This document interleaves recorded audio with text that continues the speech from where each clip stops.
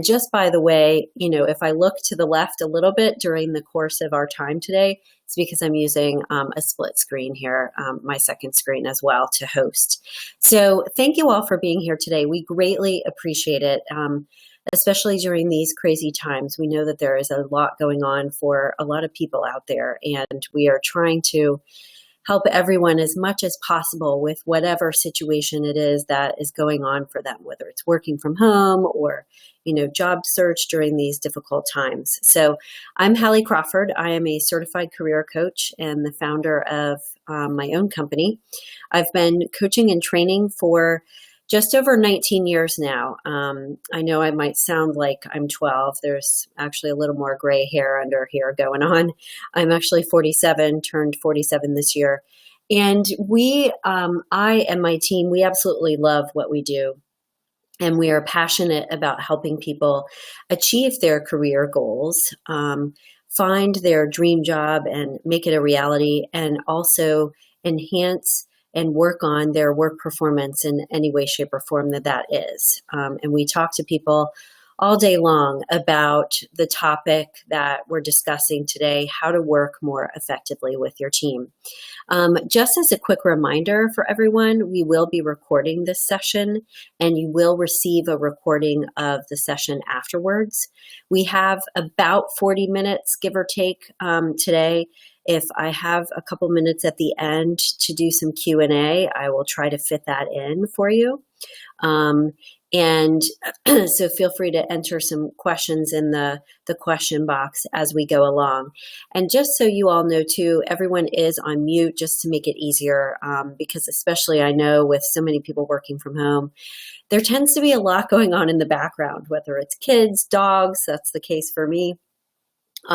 So we just want to make sure that you all have access to the content. Okay. So let's go ahead and dive in. And what you'll notice here on this first slide is we are going to talk about, obviously, ways to work more effectively with your team, but we're going to be focusing today on working remotely as well, which I'm sure is part of why many of you signed up for this today. So the advice and tips that we are going to be giving today will go just beyond, it's not just working with people in person, but will be relevant and pertinent for working with people remotely too. And I will touch on that as we go as well. Okay. So just really quickly, taking a look at the next slide, one of the other things I did want to share with you all is if you take a look, let me see if I can get my mouse over here. We are trying to help people as much as possible with their different scenarios, working from home, etc.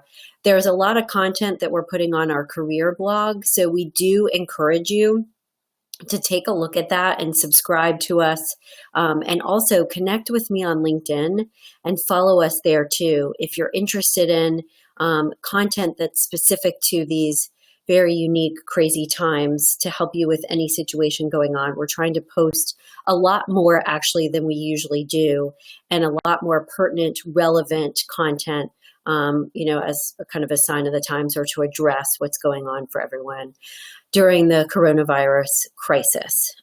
So please feel free to, check those out, doing as much as we possibly can.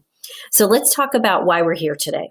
So why is it important to manage your team and work with your team more effectively? Well, one of the reasons is because conflict in the workplace, or ineffective communication, if you will, research shows that the majority, or a lot of 60 to 80% of difficulties in organizations, they actually come from strained relationships between employees, not from gaps in people's qualifications or motivations or skill set, okay?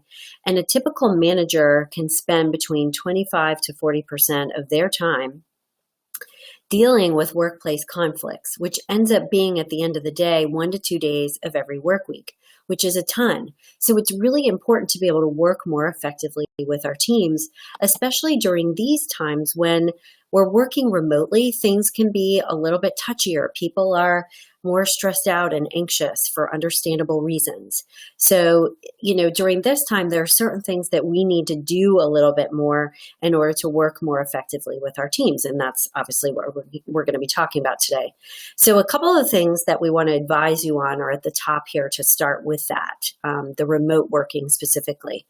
We tend to tell our clients that we want them to over communicate during these times when you're working remotely, because you don't have that opportunity to, just stop by, Susan's office and chat with her for a second or whatever. Like, things can kind of get lost in translation a little bit, and there's a little bit of gap of communication because you all are not in the office as much.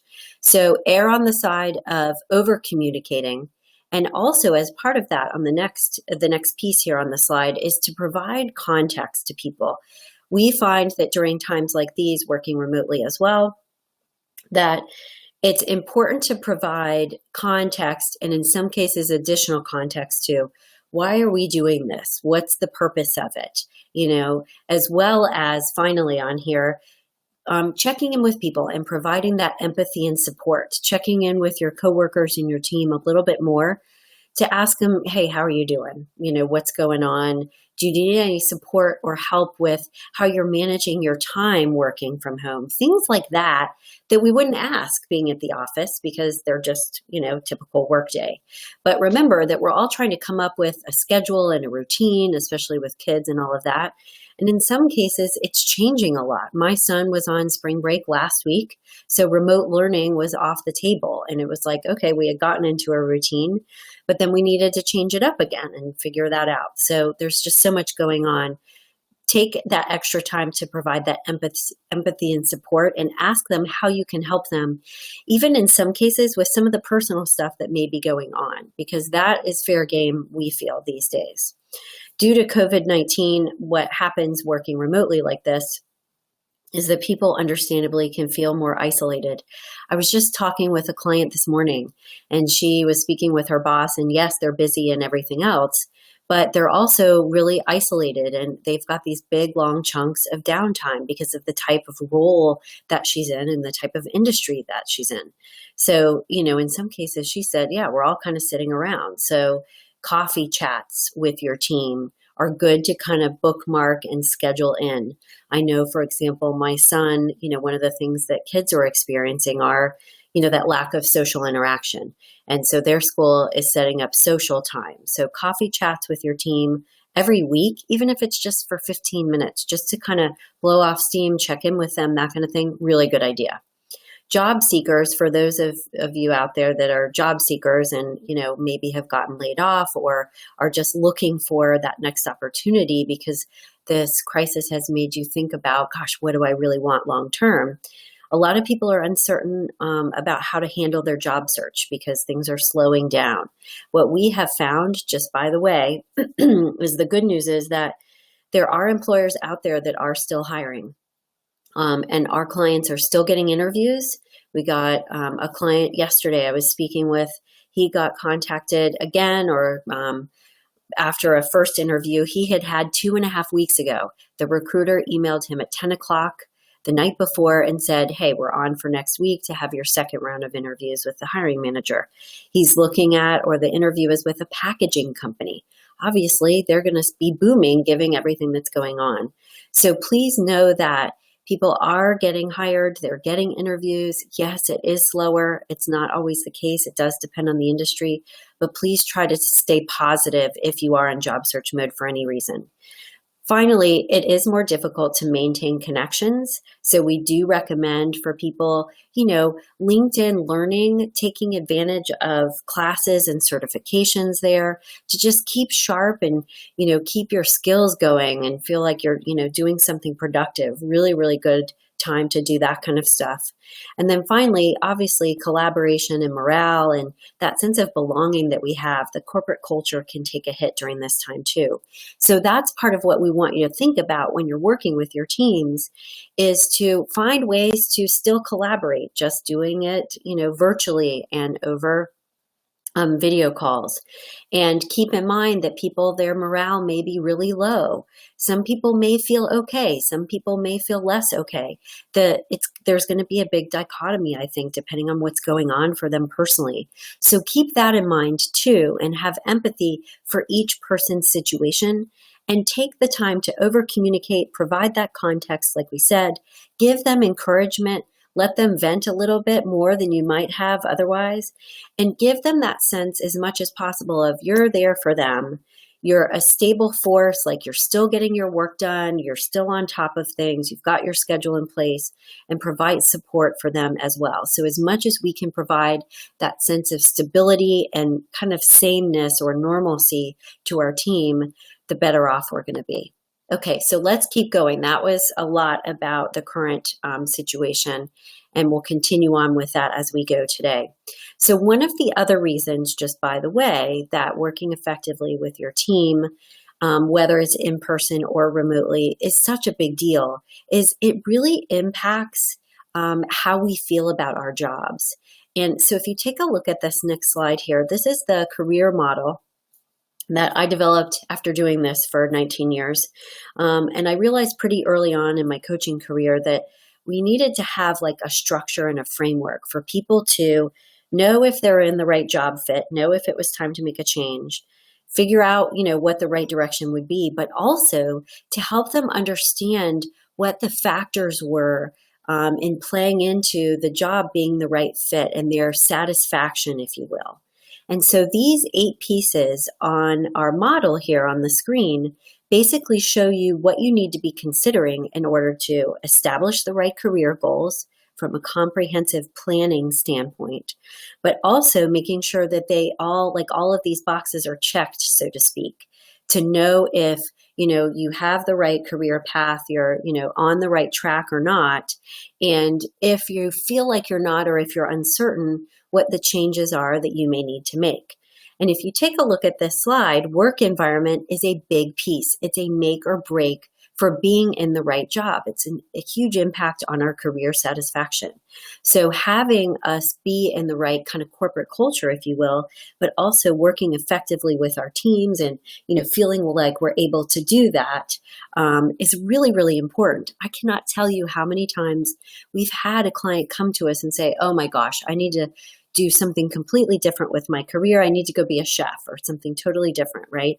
And then once they coach with us and it all boils down, they realize it's really about the work environment for them. And they just need to improve that in some way or move into, stay in the same industry and in the same kind of role, but move into a different organization. So work environment, huge make or break, and that's part of why we need to talk about this today.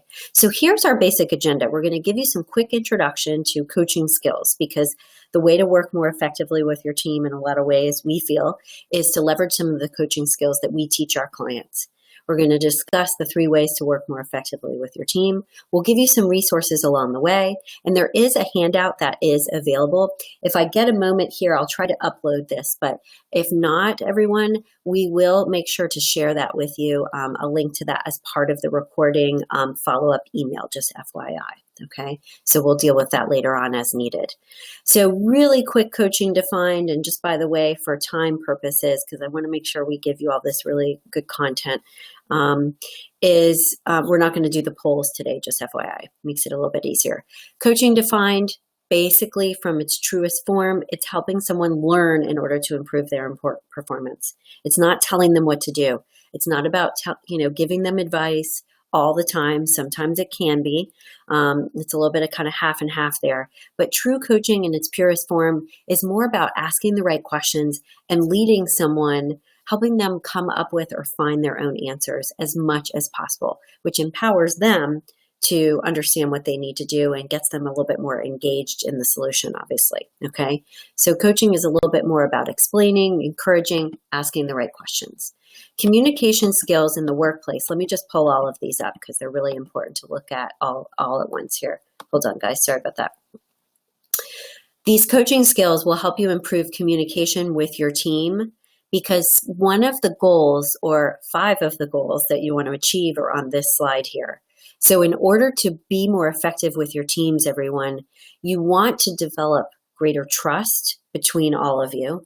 You want to develop greater empathy on your end and on their end, ideally as well, but greater empathy for where they're coming from in terms of their perspective on their work, what motivates them. Because if you can understand what your teammates' motivations are and their values are and their strengths are, you're going to be able to work with them so much more effectively, because you can leverage those and play to those more effectively and help put them in the right box, if you will, in the right slot, so that they're playing to those strengths and skills and values.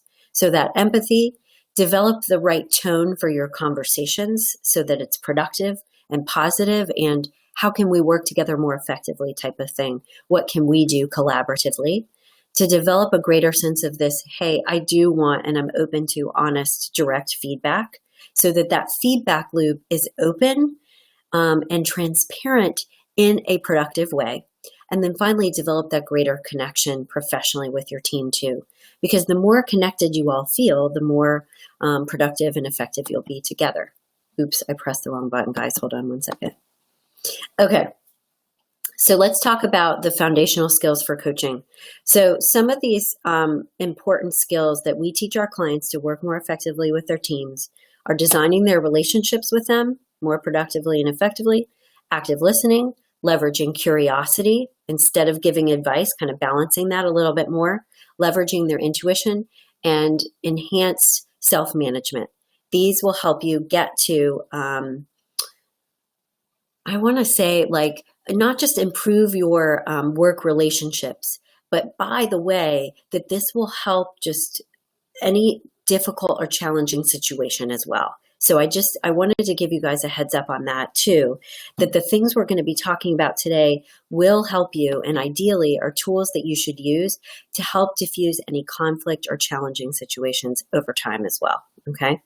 So our 3 critical communication or coaching skills, I should say, to improve communication are going to be these 3 things on the slide: the relationship, the listening, and the curiosity. Let's dive into designing the relationship first and how to do this. And one of the things that I wanted to say first about this one, everyone, is that in terms of designing the relationship, yes, it would be nice if you can design your relationship with your teammates or your employees up front from the get-go. So if you're a new employee, this is great for you, let's say, because you can start fresh. Okay, fantastic. But the advice we're going to give you about designing the relationship, and I'll go to the next slide here, you can still do this even if you've been working with someone for a long time. This will still help improve your work relationship. All you need to do is say, hey, let's take a time out here for a moment. Can we talk about how to work together more effectively? Because especially, this is a good time to do that. Given our new working from home situation, I feel like it might be a good time to do that. The ways to work together more effectively are listed on this slide here. We recommend you discuss things like guidelines for communication and meetings. How long do we need to be meeting? You know, what type of meetings do we need to have? Can we get away with phone calls versus video chat sometime? And how are our agendas? Do they need to be adjusted or changed during COVID, but even beyond that? Okay. So do we need to shorten things up and have it be staggered a little bit more? Just think about how things have been going since we've all been on lockdown for the past, month or so, give or take. I'm losing track of time. I realize it's been longer than that. But what's been working and what's not working, and what may need to change or adjust. Set boundaries with each other about, like, look, now that I'm working from home, I'm finding that, for example, I need to be helping my kids out with their schoolwork from like 4 to 5. So just FYI, I can't be as accessible then, but I will be working, in the evenings or whatever it is. Let people know what your kind of current boundaries are, given this working from home, so that they're not just, left floating out there trying to contact you, and it's not a good time for you and it's stressing you out. Make an agreement also with them for how to handle conflict, disagreements, or feedback, especially during these times. What's the best way for us to deal with any possible issues that come up or challenges? Are you the kind of person that really wants to talk things through over the phone? Or, for example, would you prefer to have a quick email to kind of go over, the bullet points, then noodle on it a little bit overnight and then talk about it the next day? What we recommend, by the way, if you're setting up a quick conversation to design the relationship and come up with these agreements, ask them their opinion first. This goes back to the previous slide, developing that greater trust, empathy, letting them know that you're interested in their opinion. Do come to the meeting with your ideas based on what we're talking about today. But do ask them their opinion first, just to, kind of let them get things off their chest a little bit. Some additional things that you can include in your agreement would be, okay, what are our objectives and tasks? And how have they changed now that we're working from home? Have they shifted in any way, shape, or form that we actually need to discuss? What are the roles that each of us play based on our strengths? And are we in the right role for this particular project based on our strengths, or do we need to shift things around? What are the challenges we've encountered in the past? And what are the ones we may encounter in the future that we need to talk about? Okay, how are we going to work through those? Milestones, so that you all understand how you know when you're making progress. Ground rules, again, like we said, with boundaries about, hey, at first thing in the morning, it's really hard for me to think about this, and this. Can you give me till the afternoons on this particular project to give my assessment or whatever it is, okay? And then meetings and communication, like we talked about already. So these are some of the things that you guys can discuss to come up with these agreements. And yes, we do recommend they are in writing. Share them in a shared Google Doc so you have something to fall back on and you know where it is. In terms of designing the relationship, one of the other things we want you to be mindful of, especially during this time, because a lot of these things can be taking a hit for people with the coronavirus pandemic, is the 4 needs of followers. This is a great model that we use with our clients. It comes from the Gallup organization. And these are the 4 needs that they assert that followers, quote unquote, have. And this means basically any employee that is part of a relationship, an organization, just by the way. This goes all the way up to the CEO. We consider, from our perspective, a follower as anyone that works within an organization.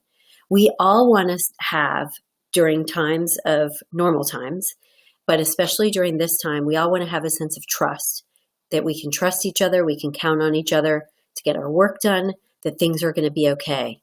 We want to have that sense of stability at the bottom left here, that things are going to be okay and hopefully our jobs are going to be stable and okay. And if you feel like your team is worried about that, try to be a force for this sense of stability for them, like we said. We all want to have a sense of compassion and empathy from our coworkers, at least to a certain extent, and also a sense of hope that, like I said, things will be okay. Our company and our organization, and even more so our team, we're handling things in the right way. We have a direction. We know what we need to be doing to handle this crisis, and we're going to get through it together. And what you'll notice here on the outside of each of these boxes is these are the things, the caring, friendship, happiness, enjoyment, that allow for or provide the foundation, if you will, for each of those boxes. So that's what that language is on each side of those. So those are the things that I would encourage you all to, write these down and say, okay, I need to pay attention to these, almost like put them on my desk. And every time I'm speaking with someone, I need to get a sense of if any of these needs are not being met for them. And also for us, if any of these needs are not being met for me, and I need to do something about it as well and lean on my team or my coworkers. The reason why designing the relationship is so important, and then we'll get to our next skill here in the next slide, is it improves our relationships because it empowers each person to take responsibility for the outcome and making things better. It establishes clear boundaries for a safe space for us to work in, provide honest but productive feedback, etc. And we do recommend, by the way, everyone, that you periodically update this agreement as needs and situations change, because things will change over time. Active listening. Let's talk about the second one. So active listening is something that a lot of our clients will say, oh yeah, I do that really well. But not everyone really knows how to naturally listen well, especially in the way that we define it as coaches. Obviously, everything in the workplace involves communication. This two-way communication, as we know, is so critically important. So there are 3 levels of listening, okay? So go ahead and write these down on a piece of paper. Like I said, we'll get you the handout afterwards that you can fill in if needed. Level 1 listening in coaching is our internal listening. It's our own inner voice. It's our opinion, judgment, or needs. If you find yourself, for example, saying, gosh, that sounds really hard, or gosh, this person is annoying me, we want you to get back into levels 2 or 3 of the listening, because levels 2 and 3 are where we want you to be most often. Okay. Level 2 listening is what we call focused listening. Focused listening is focusing on the other person, listening to each word that they're saying. But by the way, it's also listening to the nonverbal communication, whether on video chat or on phone. I got to tell you, our coaches are really good at hearing what our clients aren't saying to us, what's underneath the surface, even when we're just on the phone with them, not video chat, when we don't have those nonverbal cues, because we have gotten so attuned and good at these different levels of listening. The third level of listening, we'll pull all of this up here so you can see the examples, okay, because I want you to see how to do this, is global listening, is level 3. It's the energy between the two of you, shifts in mood, tone of the conversation. How is this person feeling about you today, about the work they're doing, what's going on between the two of you?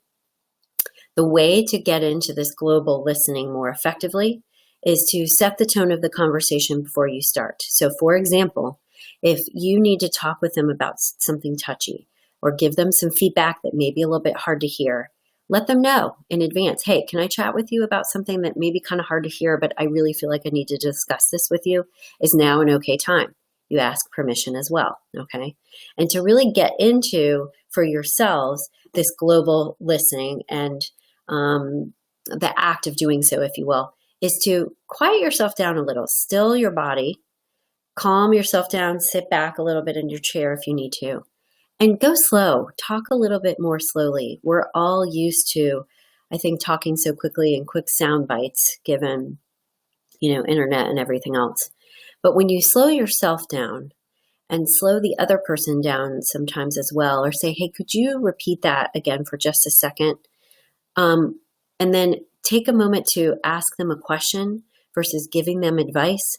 This is where listening, really good listening, can truly happen, and greater empathy and understanding as well. We'd be happy to share with you this active empathic listening scale.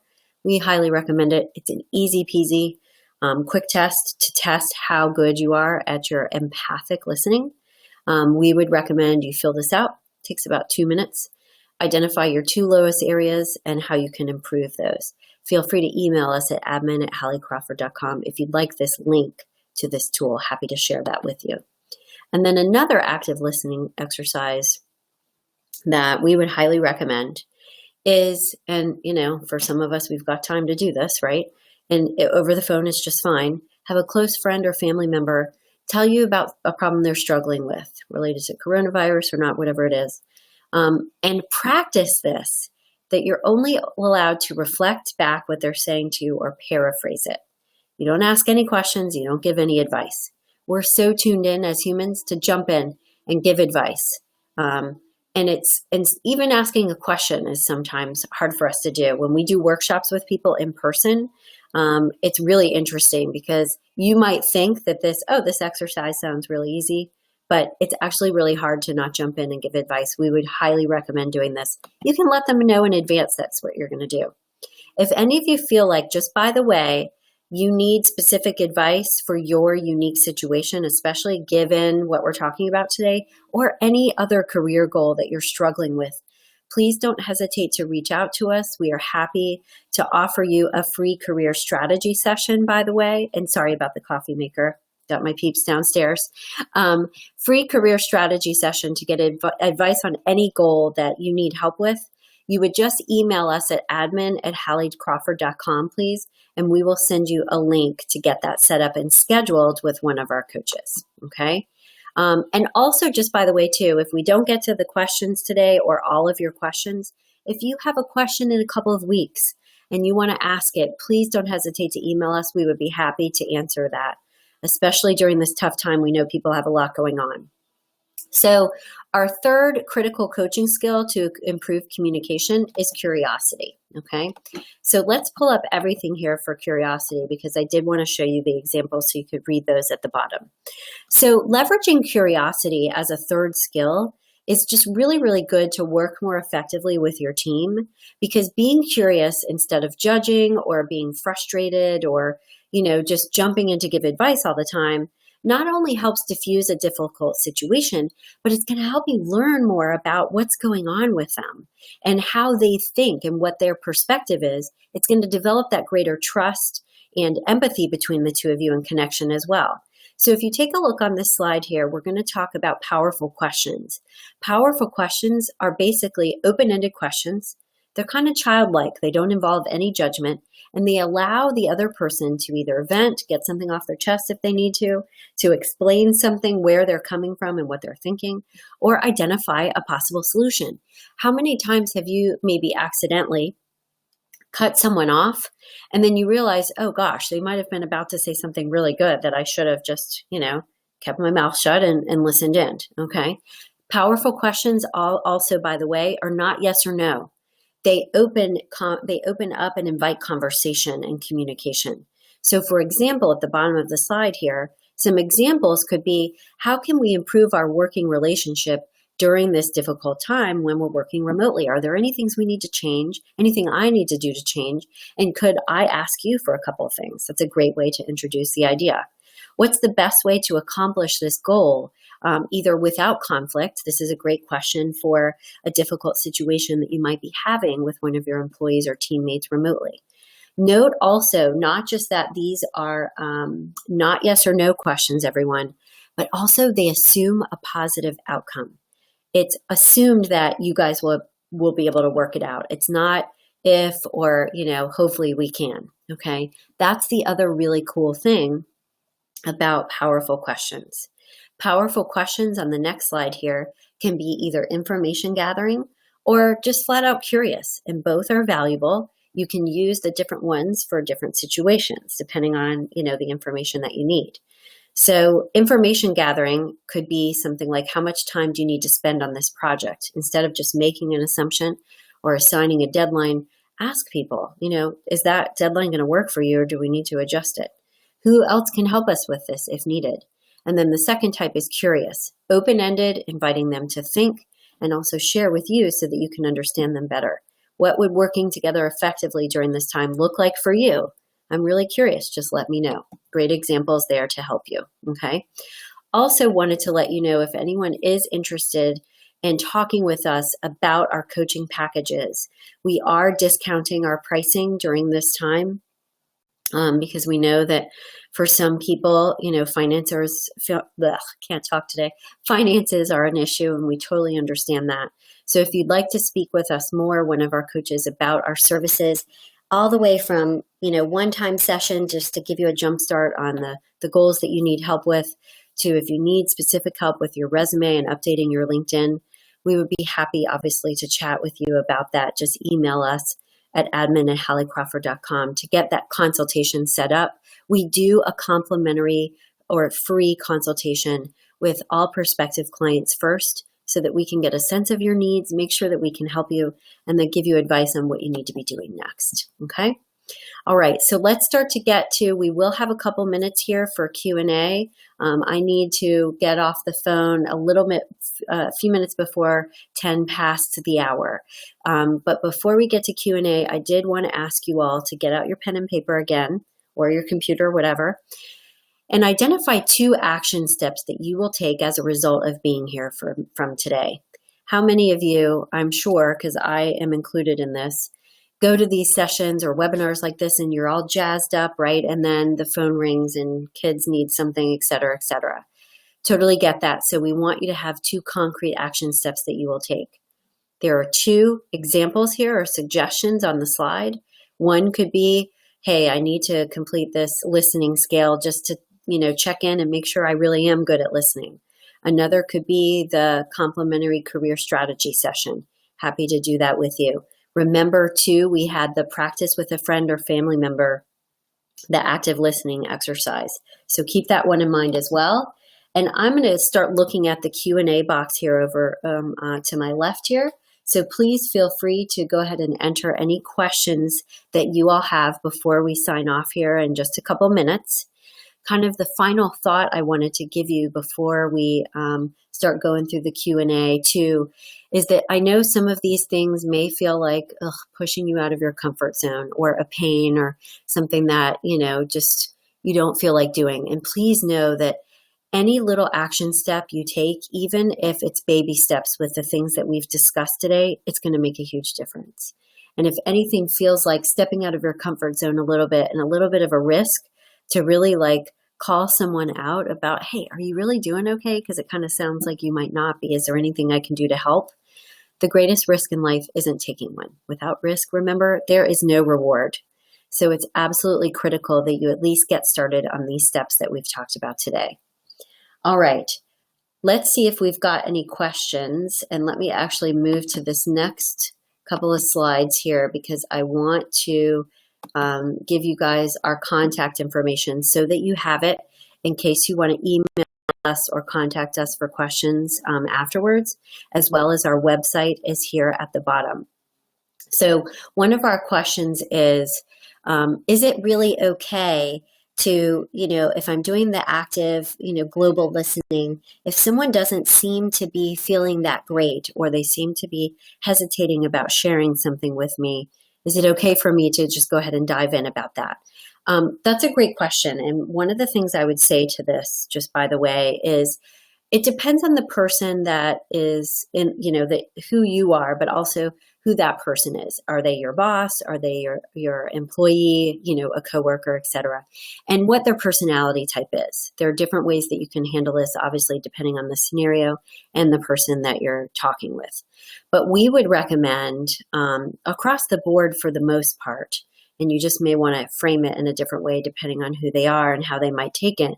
But we would recommend, especially during this time, going ahead and asking and saying, hey, are you really doing okay? Because it kind of sounds like this. And I could be wrong, but I at least just wanted to, mention it in case I can help you in any way. That's a great way to frame that question and just check in with them and invite them to share. If they decide not to, that's up to them and that's okay. It's not like you're going to force someone to share something and you can't do that, right? But we do recommend that you start practicing this skill and use this tool, because over time, people will start to share with you a little bit more as they start to understand that, hey, it's okay to do that, and they do really care. Great question. Thanks for asking. Any more questions that we have? Okay. One more about video conferencing versus just using phone, etc. When is it more important to use video conferencing versus, just picking up the phone these days? So what we would recommend here is if it's something kind of two criteria, if you will. If it's something that is a little bit touchy, like there's been a little bit of conflict around that situation or project, or you sense a little bit of anxiety, intenseness, video conferencing is going to be better in that case. Okay. And also if it's a project or task that you really need to talk through, get their opinion on, because then you can make a decision. And it's going to require that, two-way communication, but also for you to understand like where they're actually coming from to see their nonverbals. That would be another criteria as well. Otherwise, we feel like phone calls can be just fine during this time. Okay, so those are two ways to kind of think about this. All right, those are our main questions for today. Like we said, if you have any others that come up later on, please feel free to email us. And we wish you all the best in terms of health and staying calm and as patient as we can during these difficult times. And please get in touch with us if we can help you in any way further. Have a great day, everyone. Bye-bye.